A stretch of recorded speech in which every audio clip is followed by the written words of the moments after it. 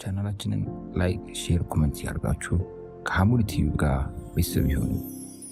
ነቢዩ ዓለይሂ ሰላቱ ወሰላም መካ ተወለዱና ልቅናዋን አጎኗት። ፈወሊደ ፊ መካ ፈአስበሐት ሙከረም። ወደ መዲናም ተሰደዱና አበራች። ወሃጀረ ኢለል መዲና ፈአስበሐት ሙነወራ።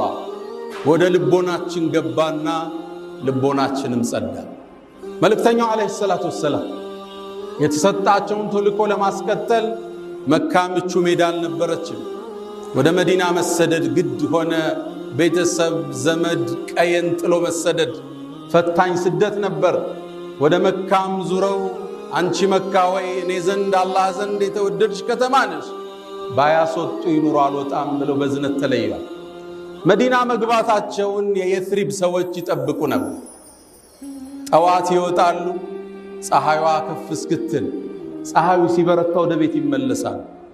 በአንድ የተከበረ ቀን፣ በአንድ የተላቀ ቀን ነቢዩ ዓለይሂ ሰላቱ ወሰላም ከባልደረባቸው አቡበክር ጋር ሆነው ወደ መዲና ብቅ አሉ።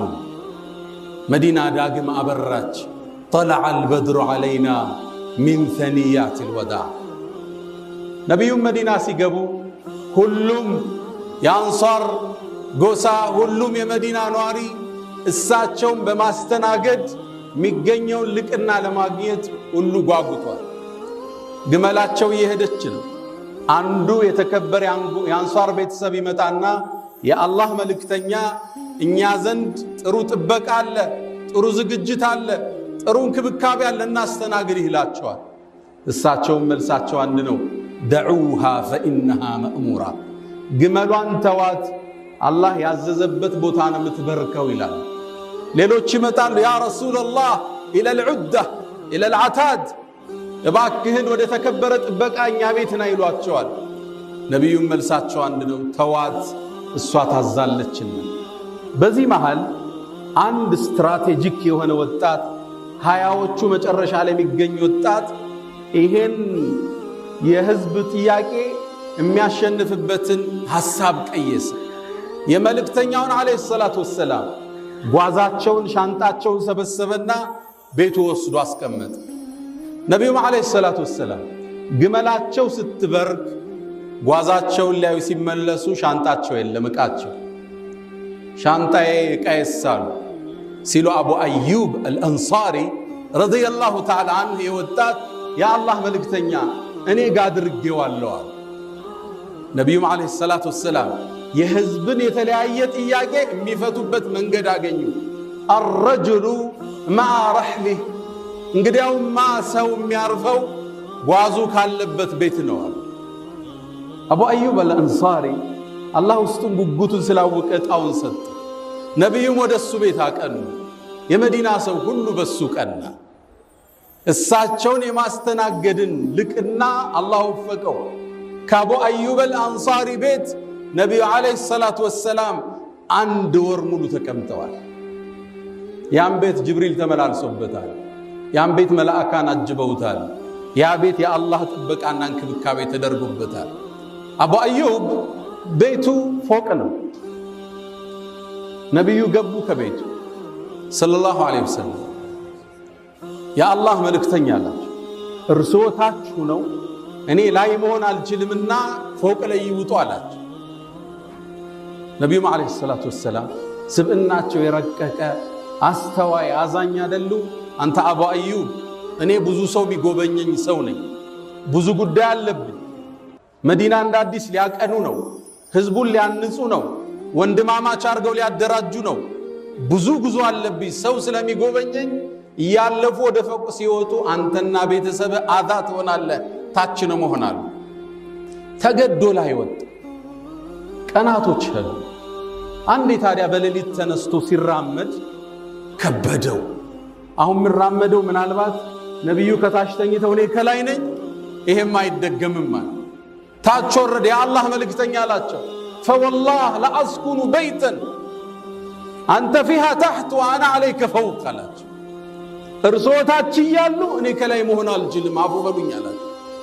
ነቢዩም ዓለይሂ ሰላቱ ወሰላም ጽናቱን ቁርጠኝነቱን ሲያዩ ፈቃደኛ ሆኑት። አብረው ተቀመጡ።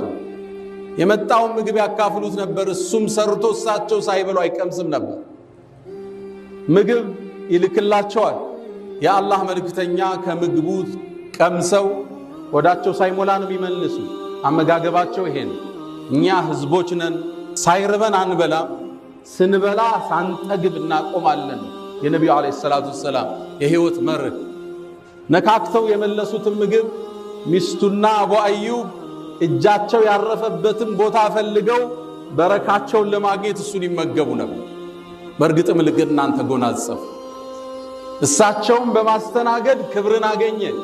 በመዲና ጎዳናዎች ላይ ሲሄድ እኔ እኮ ነብዩ ቤቱ ያረፉለት ሰው ነኝ ነበር አቡ አዩብ።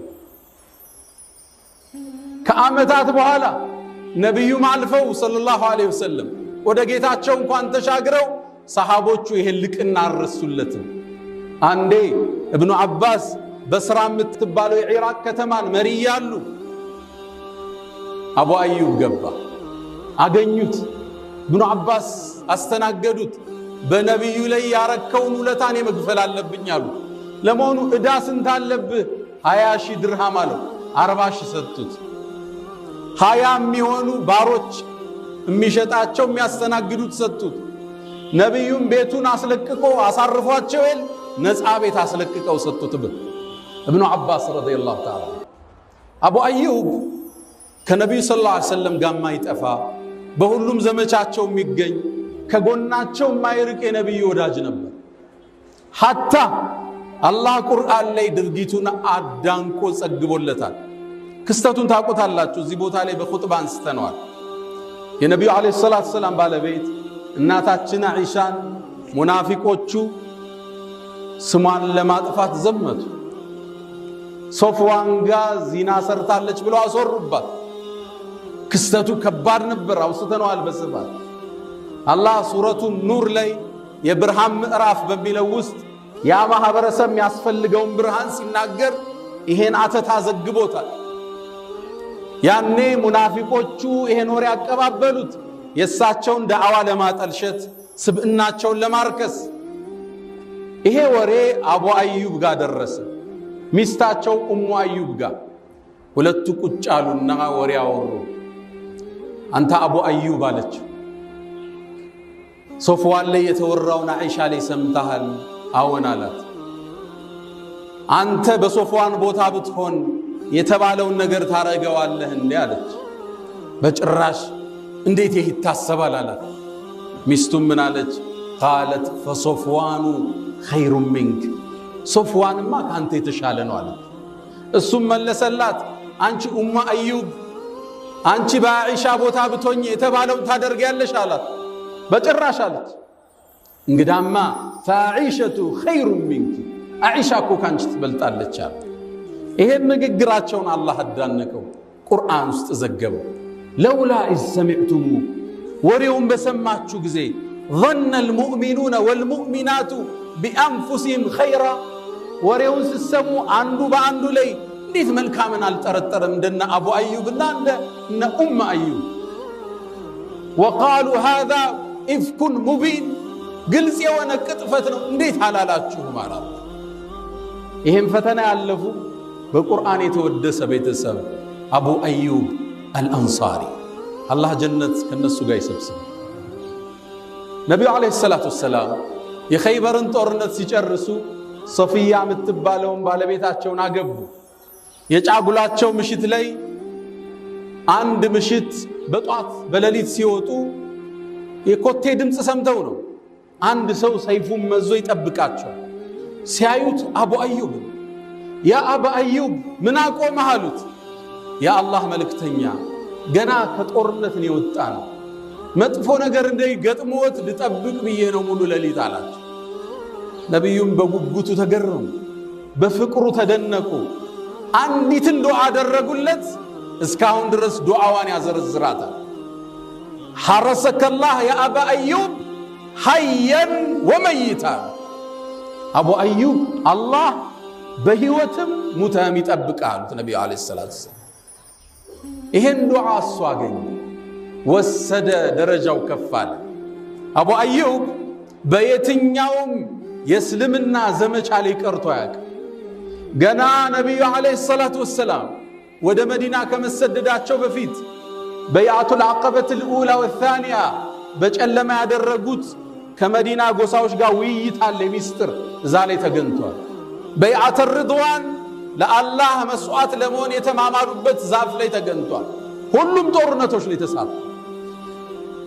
እሱ ነቢዩ ወደ አኼራ ሲያልፉ 40 ዓመቱ ነበር። ከእርሳቸው በኋላ 40 ዓመት ኑሯል። ጠቅላላ 80 ዓመት የተከበረ የታፈረ ሆኖ ኑሯል። በጀሃድ ጥሪ ቀርቶ አያውቅም። አቡበክር ጋር ዘምቷል፣ ዑመር ጋር ዘምቷል፣ ዑስማን ጋር፣ አልይ ጋር፣ ሙዓዊያ ጋር ዘምቷል። አቡ አዩብ አልአንሳሪ እድሜው 80 ዓመት እንደደረሰ አንድ ዘመቻ ሙዓዊያ ጠራ፣ የሙስሊሞቹ መሪ። ልጁንም የዘይድ ብን ሙዓዊያን የጦሩ መሪ አደረገው። ዘመቻው እንደተለመደው የአረቡ ሀገር ላይ አልነበረም። ወንዝ አቆራርጠው የሚሄዱበት ዘመቻ ነው። ወደ አሁኒቷ ኢስታንቡል ነበር የሚሄዱት። ያኔ ቦታ ቆስጠንጢንያ ትባላለች። የነሷራዎቹ ጠንካራ ግዛት ምትባለች። ይሄን ግዛት ግን አንዴ እንደሚከፈት ነቢዩ ዓለይሂ ሰላቱ ወሰላም ተንብየው ነበር። ለቱፍተሐን القسطنطينية ኢስታንቡል ትከፈታለች አሉ። ያኔ የነሷራዎቹ ግዛት ነች፣ የተከበረች የታጠረች ነች። እሷን መክፈት ያልሞከረ የለም፣ ተሳክቶለት በታሪክ ሚያቀል ግን እሷ ትከፈታለች አሉ። ያኔ ነቢዩ ዓለይሂ ሰላቱ ወሰላም فلنعم الأمير أميرها ያኔ በመሪነት የሚከፍታት አሚሯ መሪዋ ምንኛ ያምር። ولنعم الجيش ذلك الجيش ያ ሰራዊት ምንኛ ያምራሉ ነቢዩ ዓለይሂ ሰላቱ ወሰላም። ይሄን ልቅና ለማግኘት ከሰሐባው ትውልድ ጀምሮ ለ800 ዓመታት ሁሉም ዘምቷል። ምርጡ መሪ ለመባል በነቢዩ ዓለይሂ ሰላቱ ወሰላም አንደበት ያ ሰራዊት ዘምቷል። በየጊዜው ተሞክሯል። የመጀመሪያው ጉዞ የተደረገው በ56ኛው ሂጅሪያ ሙዓዊያ የዚድን አሰም ሹሞ ሰራዊቱን ላከ። ጦሩ ሲንቀሳቀስ አቡ አዩብ 80 ዓመቱ ነው። ካልዘመትኳል። ልጆቹ መጡ፣ ሰሃቦቹ መጡ። እንዴት ትዘምታለህ? እስከ ዛሬ ታግለሃል፣ አሁን 80 ዓመት ነው አሉት። በጭራሽ አላህ ቁርአን ላይ ያለውን አልሰማችሁም? እንፊሩ ኺፋፈን ወሲቃላን ብሏል። አልቀርም አላት። እኒህ የ80 ዓመት የዕድሜ ባለጸጋ ዘመቱ። ጦርነቱ ተጀመረ። ፈታኝ ነበር ጦርነቱ። ከፍተውት ሊገቡት አልቻሉ። ያኔ አቡ አዩብ ታመመ። ሲታመም የዚድ የጦሩ ጀነራል መጣ። ያ አቡ አዩብ እንዴት ነህ አለው። አይ ምድን አይመስለኝም አለ። ታዲያ ምንድነው ወሲያ አለው። አደራ ስጠኝ፣ ከሞትኩኝ ወደ ጠላት ድንበር ጫፍለኛ ቀበሩኝ አላቸው። ምችለውን ያህል ግፋና ዛሬ ይቀበረኛል እንዳለው ምሩሁ ወደ ሰማይ ተሻገረች። የዚድ ብን ሙዓዊያም ጀናዛውን ተሸክሞ ወስዶ